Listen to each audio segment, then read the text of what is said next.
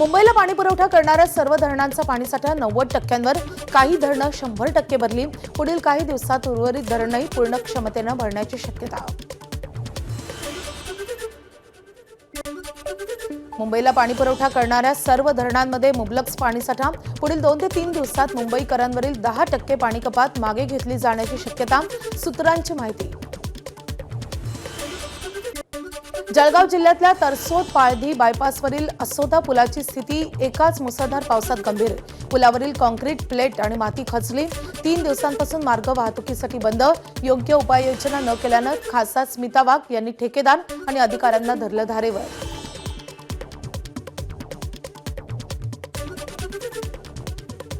त्यावेळेला आपले एनएचचे सगळे अधिकारी माझ्यासोबत होते. एक एक गोष्टीचं आम्ही त्या ठिकाणी कॅल्क्युलेशन केलं होतं की ह्या ठिकाणी अशी परिस्थिती निर्माण होऊ शकते.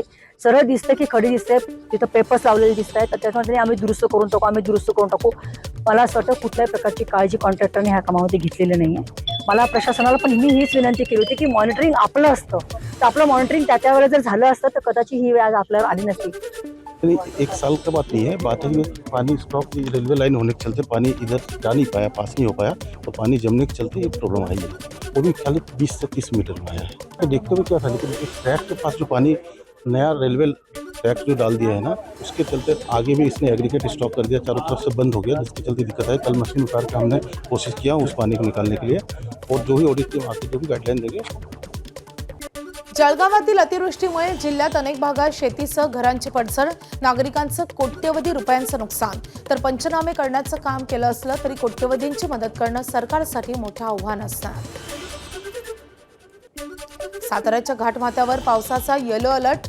कोयना, कृष्णा, मेंढा नद्यांचा रौद्रावतार. संगम माहुली परिसरातील छत्रपती शाहू महाराजांच्या समाधीला पाण्याचा वेढा. खानदेशातील दमदार पावसामुळे तापी नदीनं धारण केलं रौद्र रूप. नंदुरबारच्या सारंगखेडा बॅरेजचे 10 तर प्रकाशा बॅरेजचे 13 दरवाजे उघडले. सारंगखेडा बॅरेजमधून 1,32,000 क्युसेकनं पाण्याचा विसर्ग. प्रकाशा बॅरेजमधून 1,90,000 क्युसेक पाण्याचा विसर्ग सुरू. कोल्हापुरातील राधानगरी धरणाचा बंद झालेला दुसरा स्वयंचलित दरवाजा पुन्हा उघडला. स्वयंचलित दरवाजा उघडतानाचे दृश्य मोबाईलमध्ये कैद.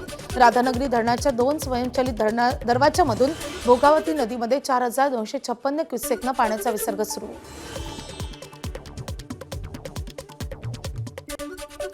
धुळे शहरासह जिल्ह्यात 2 दिवसांपूर्वी झालेल्या मुसळधार पावसामुळे सर्वसामान्य नागरिकांसह शेतकऱ्यांना दिलासा. शहराला पाणीपुरवठा करणारा नकाने तलाव ओव्हरफ्लो.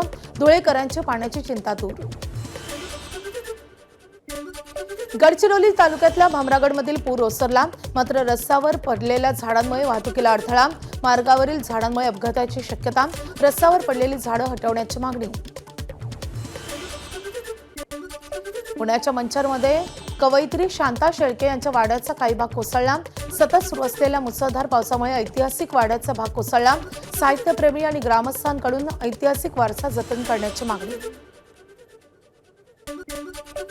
येत्या 2 दिवसात लाभार्थी शेतकऱ्यांच्या खात्यात कर्जमाफीचे पैसे जमा होणार. तर आधार प्रमाणीकरण झालेल्या शेतकऱ्यांच्या खात्यात कर्जमाफीचे पैसे जमा होणार.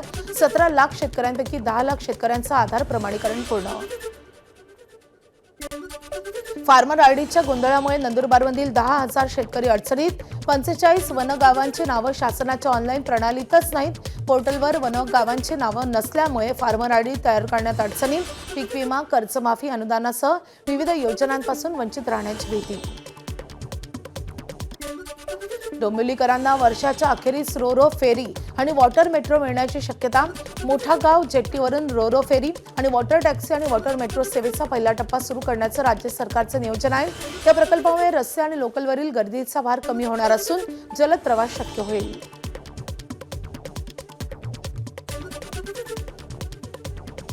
जेटी आहे त्याच्यावरून रोरो सर्व्हिसेस माननीय मुख्यमंत्री देवेंद्र फडणवीस साहेब, त्याचबरोबर मेरिटाईल बोर्डाचे मंत्री नितेश राणे यांच्या माध्यमातून, त्याचबरोबर प्रदेशाध्यक्ष रवींद्र चव्हाण यांच्या माध्यमातून हे रोरो जेटीचं काम जे सुरू आहे आणि वॉटर टॅक्सीचं जे वॉटर ट्रान्सपोर्ट आहे त्याचं काम प्रगतीपथावर आहे आणि येत्या डिसेंबरपर्यंत ते काम पूर्ण होऊन इथून रोरो सर्व्हिस लोकांसाठी सुरू होईल अशी अपेक्षा आहे. त्याची पाहणी आज रवींद्र चव्हाण साहेबांनी केली.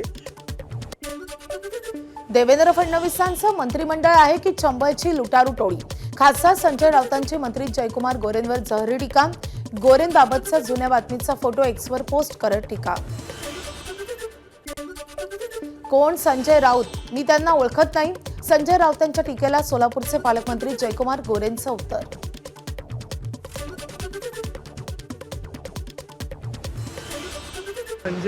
शिवसेनेचे खासदार संजय राऊत यांनी आपल्यावरती अश्लील भाषेमध्ये टीका केली. कोण संजय राऊत? शिवसेनेचे नेते आहेत, खासदार आहेत, कोण संजय राऊत? राज्यसभेवर नाही, मी त्यांना ओळखत नाही. कोण संजय राऊत? शिवसेनेचे नेते आहेत, खासदार आहेत, कोण संजय राऊत? राज्यसभेवर नाही, मी त्यांना ओळखत नाही. जयकुमार गोरेंच्या या टीकेचा संजय राऊतांकडून समाचार. गोरेंनी माझ्या आसपास पण येऊ नये, त्यांनी मला ओळखू नये, नाहीतर ते अडचणीत येतील. संजय राऊतांचं टीकास्त्र.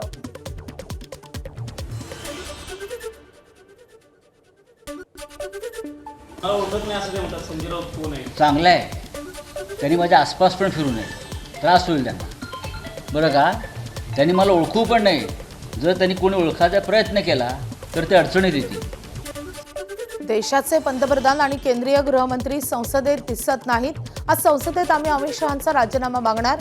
खासदार संजय राऊत यांची माहिती. संसदेच्या सभागृहात यायला घाबरतात.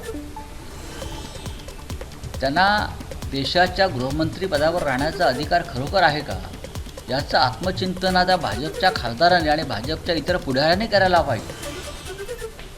आज आम्ही पुन्हा त्यांना बोलवण्याचा प्रयत्न करू आणि अमित शहांचा राजीनामा मागण्याचा जो आमचा उपक्रम आहे तो चालूच राहील.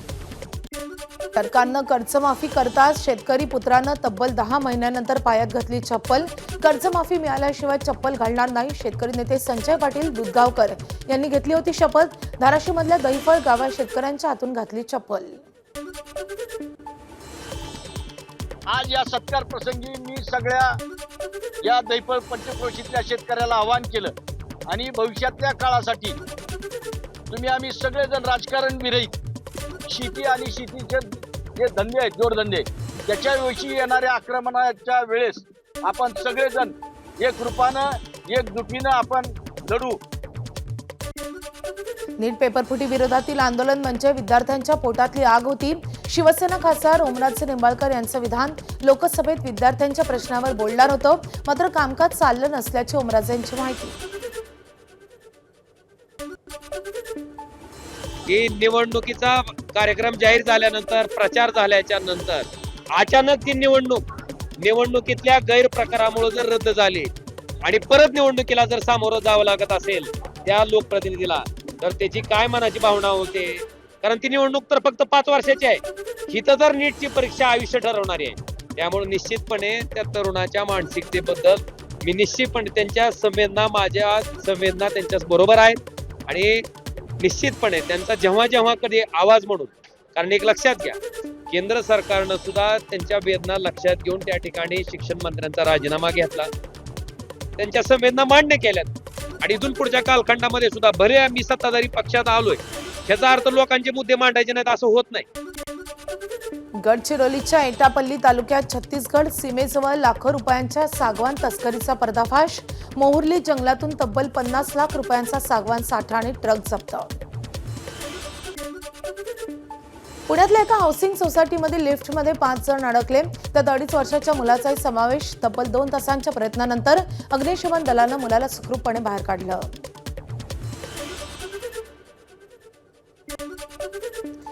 पिंपरी चिंचवडमध्ये आर्थिक विवंचनेतून कुटुंबाचा आत्महत्येचा प्रयत्न. पिल्लाई कुटुंबातील पती विनोद पिल्लाई यांचा मृत्यू, तर पत्नी आणि मुलगी बचावले. मायलेकीची प्रकृती चिंताजनक. विषारी औषध प्राशन करून आत्महत्येचा प्रयत्न. नाशिक शहरात डेंग्यूचे 31 रुग्ण. धूर आणि फवारणी मात्र बंद. डेंग्यूचा संसर्ग झपाट्यानं वाढत असताना महापालिकेची डास नियंत्रण मोहीमच विस्कळीत. साथीचे आजार वाढण्याची भीती. मुंबई अहमदाबाद राष्ट्रीय महामार्गावर भरधाव ट्रक चालकाची हुल्लडबाजी. 10 ते 12 किलोमीटरपर्यंत हुल्लडबाजी करत ट्रक चालवतानाचा व्हिडिओ व्हायरल. आरटीओ आणि महामार्ग पोलिसांकडे ट्रक चालकावर कारवाईची मागणी. पोलीस लिहिलेल्या खासगी वाहनांवर लवकरच निर्बंध आणण्याच्या सूचना. वाहतूक विभागाचे अप्पर पोलीस महासंचालक कार्यालयाचे राज्यातील सर्व पोलीस आयुक्तांना आदेश. अवैध वस्तूंच्या वाहतुकीसाठी गाड्यांचा वापर होण्याची भीती. ठाणे रिंग मेट्रोला केंद्राचा 27 अटींचा हिरवा झेंडा. 12,200 कोटींच्या प्रकल्पातील अडथळा दूर, मात्र पुनर्वसनाच्या अटींची पूर्तता आवश्यक. पुणे विमानतळावर रविवारी हवाई वाहतुकीचा नवा विक्रम. पुणे विमानतळावरून एका दिवसात 216 विमानांची उड्डाणं. तब्बल 33,000हून अधिक प्रवाशांनी प्रवास केलाय. विशेष म्हणजे एकदाही गो राऊंड करावा लागलेला नाही. गोंदियाच्या सडक अर्जुनी तालुक्यातल्या म्हसवानी डव्वा मार्गावर धान लागवड. रस्त्याची दुरवस्था झाल्यानं लोकप्रतिनिधी आणि प्रशासनाला जागं करण्याचा प्रयत्न. नागरिकांनी व्यक्त केला संताप.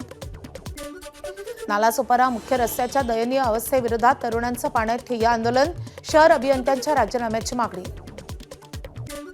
प्रक्षाळ पूजेनिमित्त विठ्ठल मंदिराला फुलांची आकर्षक सजावट. 32 प्रकारच्या विविध सुगंधी फुलांचा वापर. अहोरात्र दर्शनासाठी उभ्या असणाऱ्या विठ्ठलाला आजपासून नियमित निद्रा मिळणार. पुण्यातील अमोल शेरे यांच्याकडून सेवा अर्पण.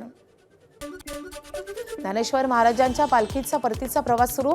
फलटणमध्ये संत ज्ञानेश्वर महाराजांच्या पालखीला निरास्नान.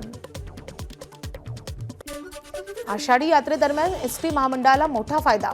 यंदा 9,24,738 वारकऱ्यांचा लालपरीनं प्रवास. महामंडळाला 41 कोटी 18 लाख रुपयांचा महसूल मिळालाय.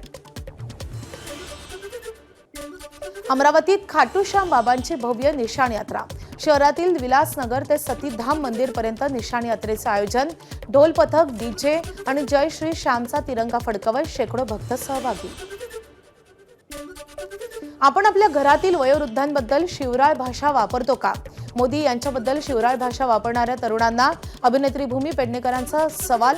शिवराळ भाषा वापरणं हे आपले संस्कार नाहीत असं मत व्यक्त. झारखंडमधल्या रांची येथे सुरू असलेल्या